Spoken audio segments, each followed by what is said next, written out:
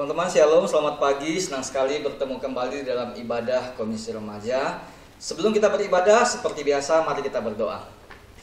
Bapa di surga, kami bersyukur kami boleh beribadah kepada Tuhan. Khususnya di minggu Advent ini, kami akan belajar kembali kebenaran firman Tuhan. Tuhan tolong, pimpin, persiapkan kami boleh merayakan Natal, mengingat Natal sebagaimana seharusnya sesuai dengan kebenaran atau apa yang Alkitab katakan di dalam kehidupan kami. Terima kasih Bapa, di dalam nama Tuhan Yesus kami akan beribadah. Amin. Teman-teman, panggilan kita, tugas kita adalah memberitakan, mengabarkan tentang Kristus kepada seluruh dunia. Mari bersama-sama kita angkat pujian, Hai siarkan ke gunung.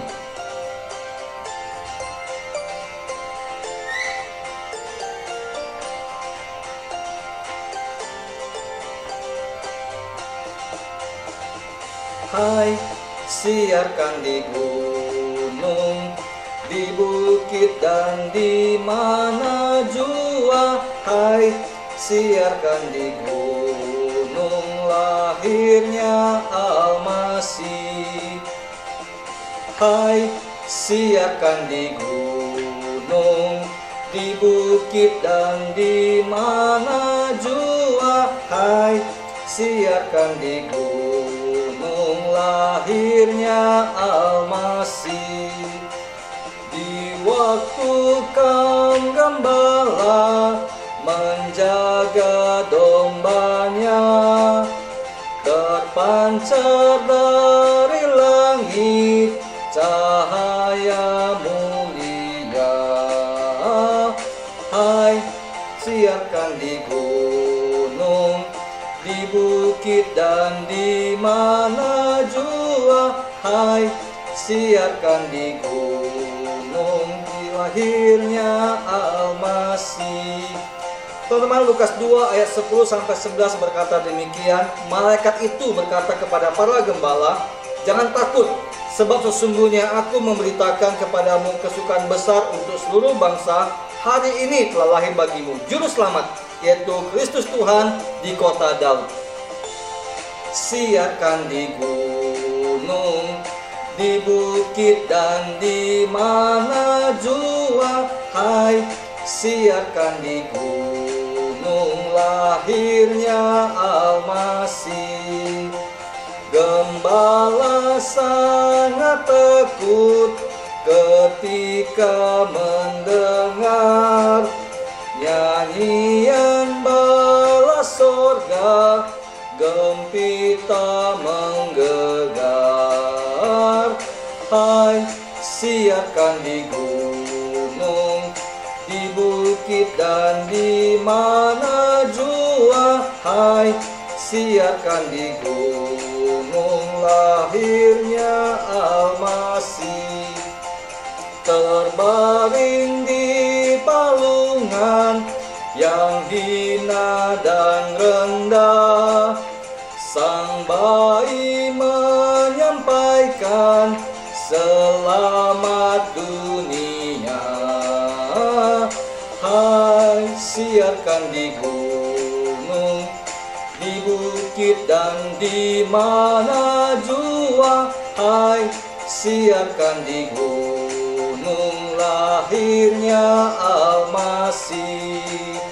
Lahirnya Al-Masih, lahirnya Al-Masih, lahirnya Al-Masih, lahirnya Sang Kristus. Ya. Adik-adik sekalian yang terkasih dalam Tuhan, bersyukur kita boleh bertemu kembali. Dan sekarang kita sudah memasuki bulan Desember, sudah ada di bulan Desember, kita sudah juga mendekati terutama tanggal 25 Desember ya. Ya, biasanya kita tentunya akan merayakan Natal. Adik-adik, ini kita dalam suasana Natal. Bersyukur kepada Tuhan kita mendapat kesempatan kembali untuk mendengarkan firman Tuhan. Dan sekarang kita akan berdoa terlebih dahulu sebelum kita akan membaca firman Tuhan serta merenungkannya. Mari kita berdoa. Tuhan Bapa dalam sorga, terima kasih. Kami mengucap syukur atas anugerah pimpinan Tuhan buat kami sekalian. Dan saat ini Tuhan, kami sudah memasuki bulan Desember. Kami sudah dekat Tuhan dengan saat-saat di mana gereja, di mana umat Tuhan merayakan Natal, memperingati akan hari kelahiran Tuhan Yesus Kristus di dunia ini. Tuhan, terima kasih. Saat ini kami akan membaca firman Tuhan, terutama dari kitab Mika, dan kami mau belajar dari firman Tuhan. Biar Tuhan pimpin kami. Tolong hamba-Mu untuk apa yang sudah disiapkan Tuhan, biarlah itu juga menjadi berkat yang dibagikan kepada adik-adik kami. Terima kasih. Dengar doa kami, dalam nama Tuhan Yesus kami berdoa. Amin. Baiklah adik-adik sekalian, saya mengajak kita untuk membuka firman Tuhan, yaitu dari kitab Mika pasal 5. Kitab Mika pasal 5 ayat 1. Mari kita melihat Perjanjian Lama dari kitab Mika ya, setelah Yunus. Nah, Mika pasal 5 ayat 1 sampai ayat 4a. Firman Tuhan berbunyi demikian.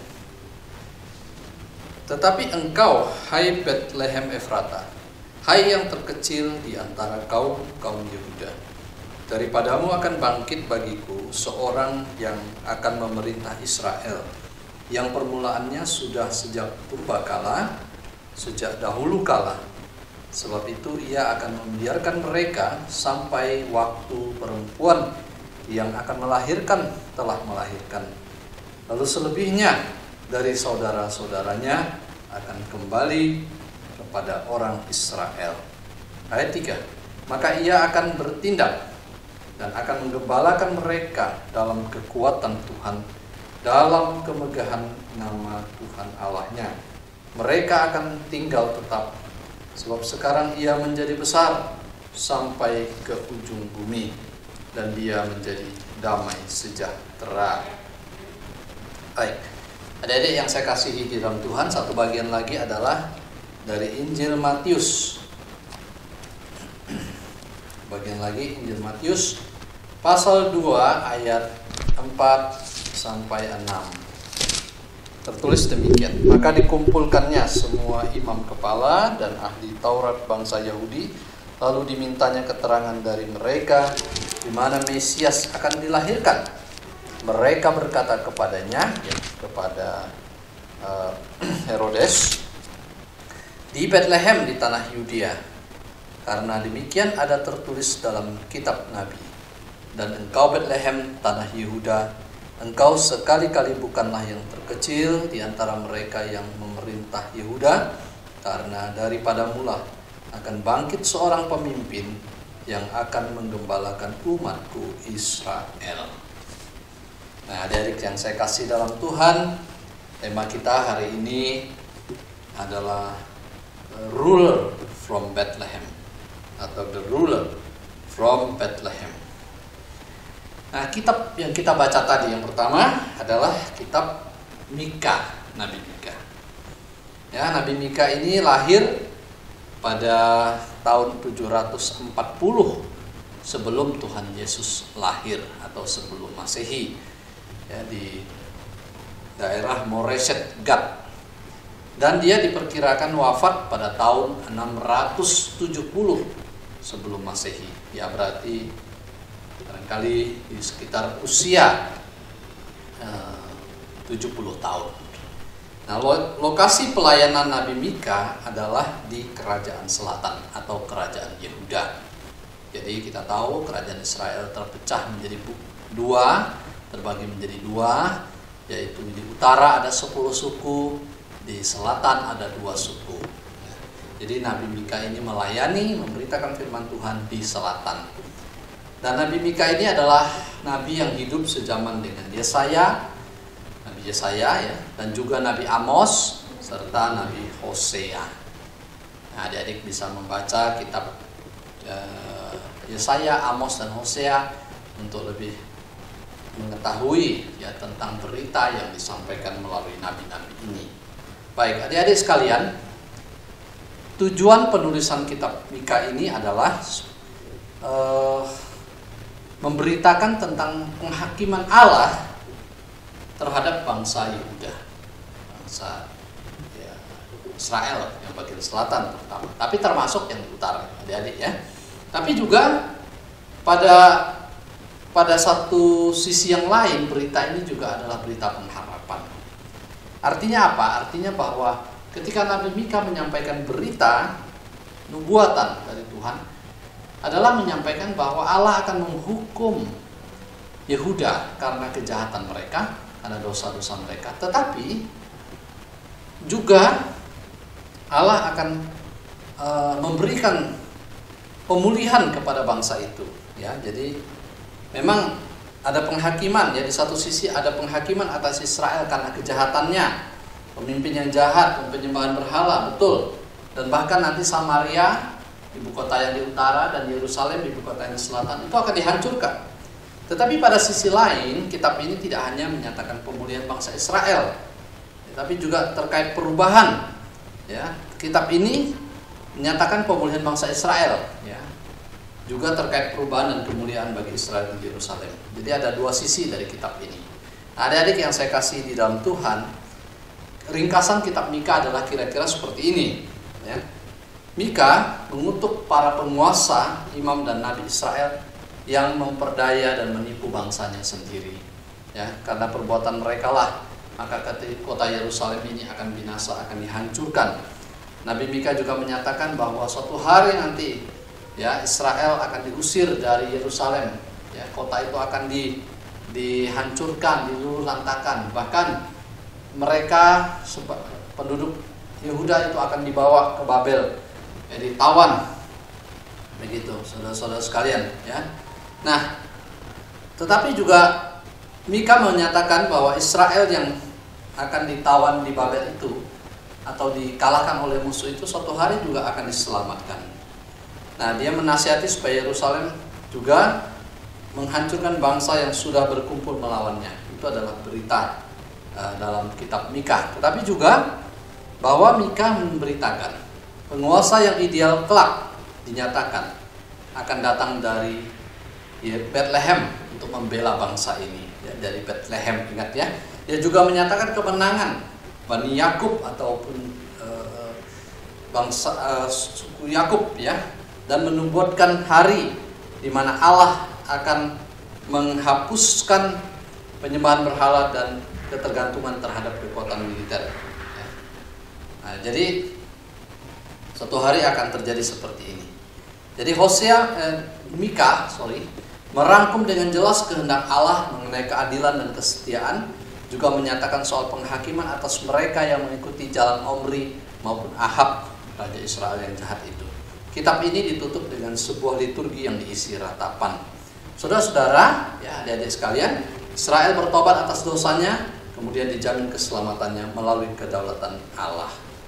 Jadi amanat atau berita mula-mula Nabi Mika adalah kepada orang-orang sejamannya yang sedang mengalami krisis.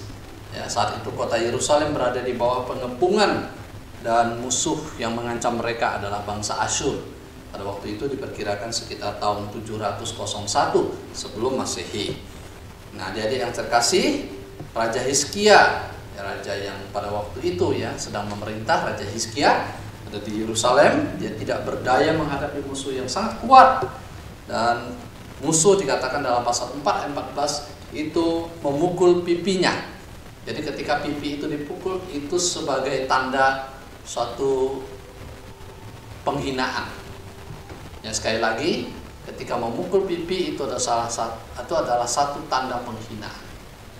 Memang sepertinya tidak terlalu kuat, ya, hanya dipukul saja pipinya.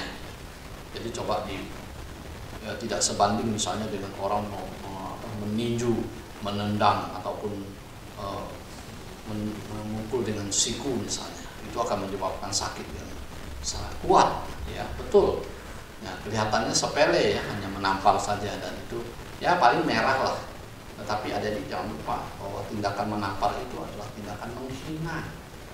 Ya, jadi orang yang kena tampar itu sebenarnya terhina. Nah, adik-adik, Raja Hizkia itu sebenarnya dihina. Nah, di tengah ancaman dan situasi yang kacau ini, Mika menyampaikan berita pengharapan. Apa itu? Yaitu bahwa penguasa yang baru akan muncul di Bethlehem di wilayah Efrata. Itu adalah kampung halaman leluhur Raja Daud. Nah, di bawah kekuasaan penguasa yang baru ini, orang Israel akan tinggal dengan aman selama-lamanya. Mereka akan dibebaskan dari cengkeraman Asyur. Adik-adik yang saya kasih dalam Tuhan, apa yang disampaikan dalam kitab Nabi Mika ini sebenarnya adalah sebuah nubuat, ya, sesuatu yang akan terjadi di masa yang akan datang. Ini nubuat tentang siapa? Tentang Yesus Kristus, ya.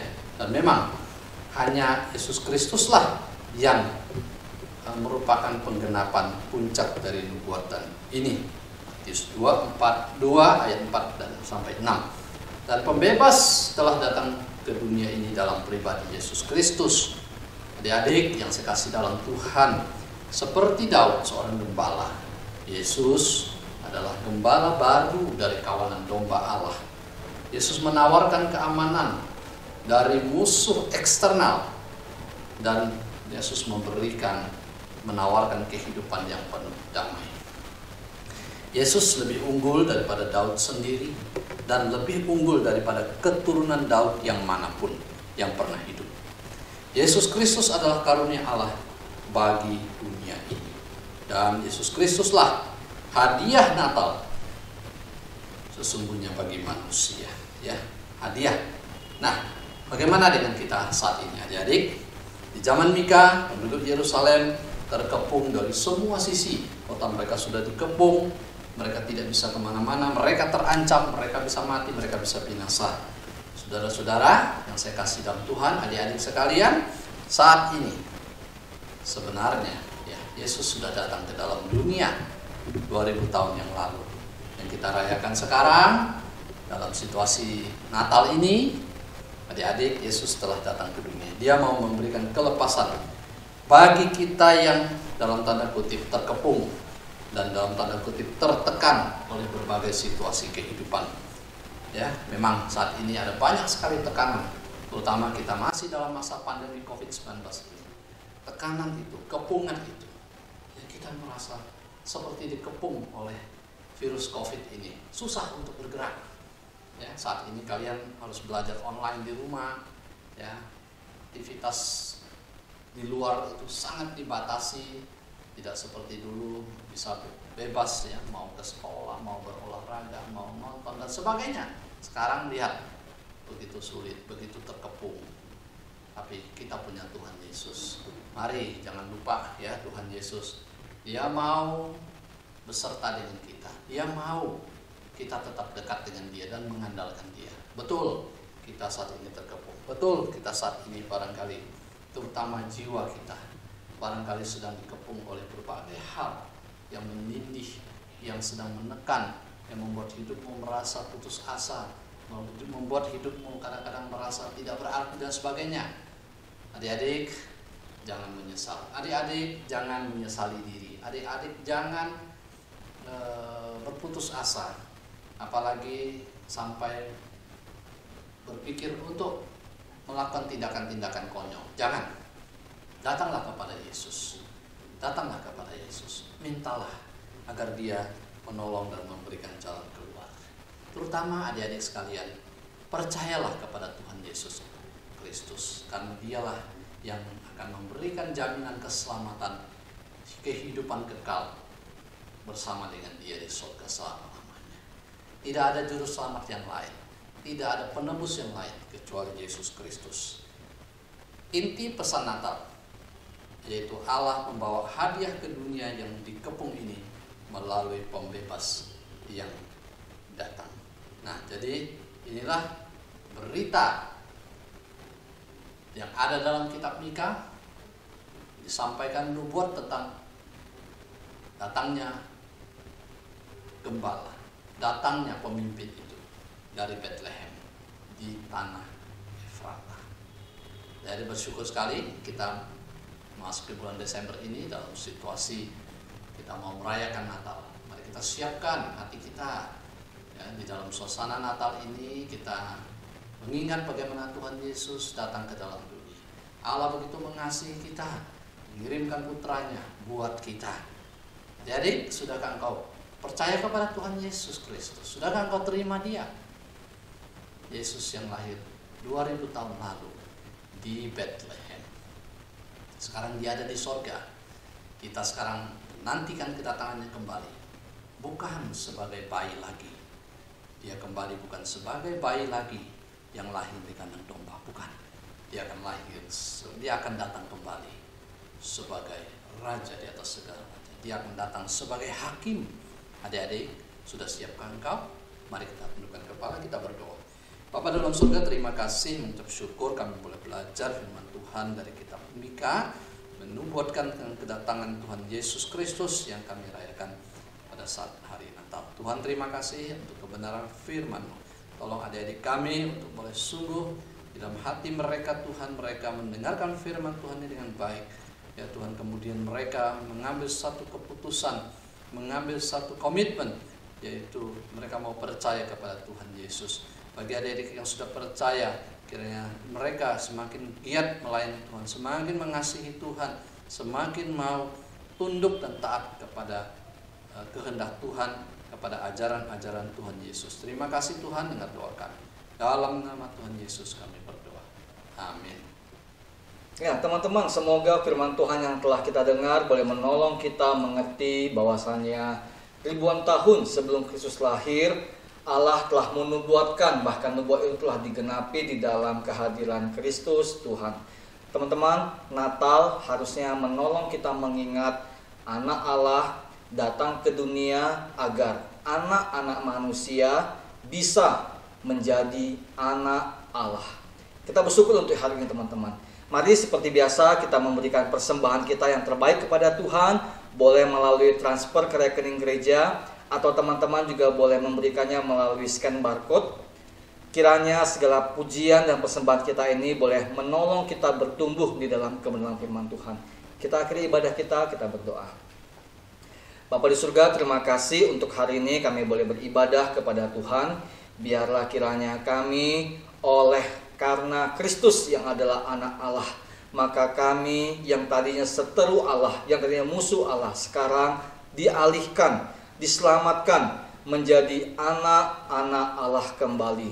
Karena melalui Kristus Tuhan kami ditebus, kami diselamatkan.